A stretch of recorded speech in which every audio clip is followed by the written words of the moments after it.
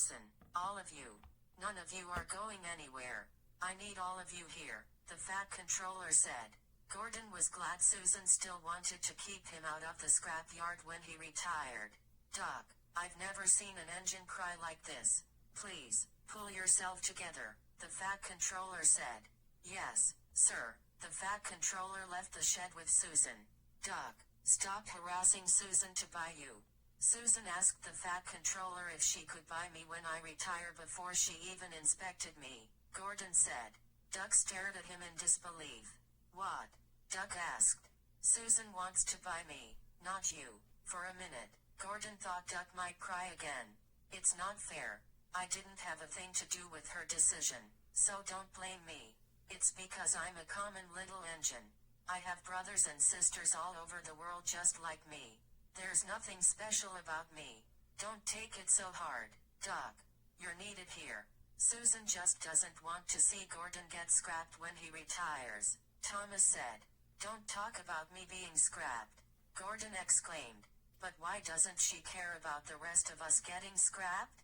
Doug asked. Because I'm a world-famous express engine. She said she's always loved watching me pull the express over my hill. I've pulled trucks over your hill, Doug exclaimed. You got stuck. Right double quotation mark. So did you. Right double quotation mark. I wouldn't have if you hadn't been there. Right double quotation mark. Would too. Right double quotation mark. Would not. Right double quotation mark. Silence. I have something important to say, Edward shouted. The two engines stopped their arguing. Gordon was cross and disturbed by Doug's behavior. Susan should have never cast a love spell over us. Whether she did it out of ignorance or on purpose, I don't know, but we're going to have to resist it and move on with our lives. Susan is a train inspector, not a driver nor a controller. She can't buy all of us. She's not even buying Gordon now. It was merely her wish for the future. She didn't give the Fat Controller any money for Gordon, so none of us knows if it will even happen. We all have jobs to do here, Edward said. It's okay, Doug, James said. We all like Susan, Percy said. She cares about us and doesn't beat us like her father, Thomas said. I work around people more than you do, Doug Gordon said. That's why she knew me. You can't blame her for wanting to buy the fastest, strongest, and finest engine of Sodor, Gordon said. I have hope that someone will buy me and save me from scrap since I am the pride of the line, James said. Enough of talking about retirement and getting scrapped, Edward said. Oh, Edward's right. We're all needed here, Gordon said.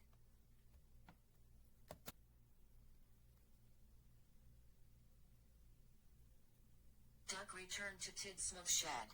The Fat Controller was waiting for him. All of the engines were there. Susan got out of Doug's cab and walked over to the Fat Controller. Susan, your father is worried to death about you. He told me what Doug did, the Fat Controller said. I shall go call him at once, she said. She had forgotten to ask the Fat Controller to sell him to her. He couldn't let her go without asking.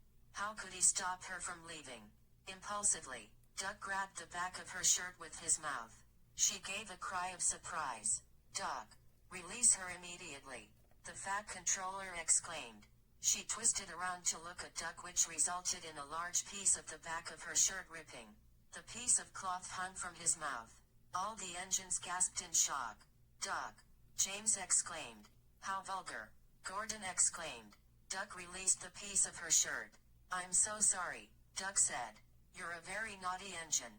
You really should be ashamed of yourself, the Fat Controller said. You went to this woman's house and lied to her. Then you carried her all over Sodor after we begged you to bring her back. Now you tried to bite her. Doug's face turned red with embarrassment. He didn't hurt me, but I was afraid of the diesels, Susan said. What diesels? Right double quotation mark. Doug only took me to the castle because he said a diesel named Diesel chased us while I was asleep and threatened to attack us when we came back from the castle. He said they were blocking the line. I did not. Diesel exclaimed. I haven't had any reports about a blocked line, and Diesel has been doing Doug's work today. I lied, Doug said. Lied? Doug, why do you keep lying to Susan? Right double quotation mark. Because I didn't want to bring her back here. Why? The fat comptroller asked. Duck remained silent. Why, Duck? I don't know. He couldn't tell him the truth. Duck's going to be locked in his shed for 2 weeks if not a month, the fat controller said. But, sir, Susan has something important to ask you, Duck said. Would you be willing to sell Duck to me? Susan asked. Susan, your father told me not to sell you any more engines. I need Duck here, but Diesel is going to take his place while he sits in his shed. Not Diesel, Duck exclaimed. Yes, Diesel. What about that deal you made with Susan about my retirement? Gordon asked. Gordon, you're far away from retirement. I need you here. You're still going to be my engine when you retire. I have the money, and no one can take it from me. Not even my father, Susan said. It's not fair, Duck exclaimed. Susan, it's best if you go home. Your father is threatening to use a rod on Duck if you're not back by tonight. I understand. She hurried out of the shed. Duck was crying.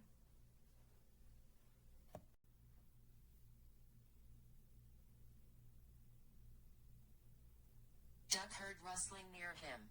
Was it the fat controller? Perhaps he had decided to scrap him after what he did to Susan. Who goes there? Duck asked. Susan, she whispered. Susan. He was glad she had returned. SHHH. Right double quotation mark. You're still here? He whispered. Yes. Susan, I'm sorry I lied to you. I just wanted to see you again, and I'm sorry I bit your shirt.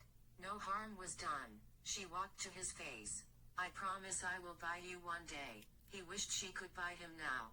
Later that morning, Diesel stopped at Duck's shed. Duck, I heard what you did to get punished. It's all over the freight yards. Duck was embarrassed. At least we Diesels don't kidnap people and run away with them. Now Duck wanted to disappear. We Diesels don't fall in love with humans either. You might if a human cast a love spell on you, Edward said. Nonsense, Diesel said. We Diesels are too revolutionary for that. Duck fell in love. Duck fell in love. The freight cars giggled behind Diesel. Duck never wanted to come out of his shed again. Cheer up, Duck. It's happened to me before. What do you mean? Duck asked. Edward told him about the Queen of Solder's love spell. Oh, my. The Queen. Right double quotation mark. You must remember your duty to the fat controller no matter what, and that will keep you out of trouble.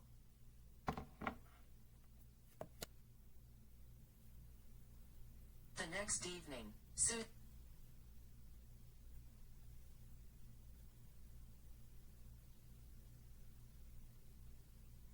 Where have ye been with that Great Western engine?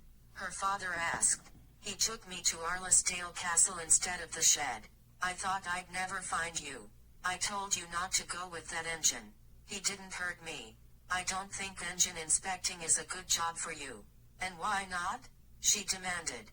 Look at all the trouble you've caused. You ruined the finest engines on Sodor with that love spell. I just wanted them to like me. You're the inspector. They should fear you. I am sorry for what I did. You need to apologize to the fat controller for ruining his engines. Causing confusion and delay will ruin a railroad. You know that. I shall call him. I think I'm going to send you to London for a job at one of those fancy department stores. Whatever for? She asked indignantly. To get you married and away from engines. You might start casting love spells on the drivers next. But I want to be a train inspector. Not if you're going to cast spells on the engines. I won't do it ever again. She stormed to the telephone and called the fat controller. Hello? This is Susan. I want to apologize for causing confusion and delay on your railroad. I'm sorry I cast a love spell on your engines. I just wanted them to like me. The fat controller chuckled. We've certainly never had a train inspector like you before. I accept your apology, but I can't have you casting spells on my engines at their next inspection. I won't ever do it again. Why don't you come and apologize to the engines tomorrow evening? I shall do that. 8 o'clock. I'll be there. The next evening, Susan arrived to Tidsmouth shed just as the last engine, Percy, returned from work. The engines were glad to see her again and greeted her with friendly whistles and toots. I want to apologize for casting a love spell on you all, Susan said. You forgot to cast the love spell on me, Henry said. I ran out of the potion when it was your turn for inspection, she said. Is our retirement plan still on? Gordon said. Yes, as long as I am alive, I will see to it that you never see the scrap yard. Gordon, stop thinking about your retirement, Edward exclaimed. I'll leave you all to your slumber, she said.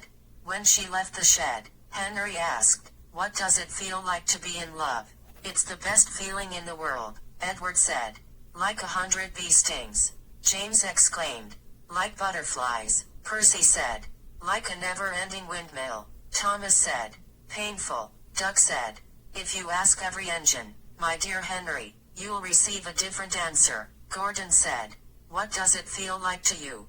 Henry asked. Safe from the scrapyard, Gordon answered. Such a romantic, Edward said.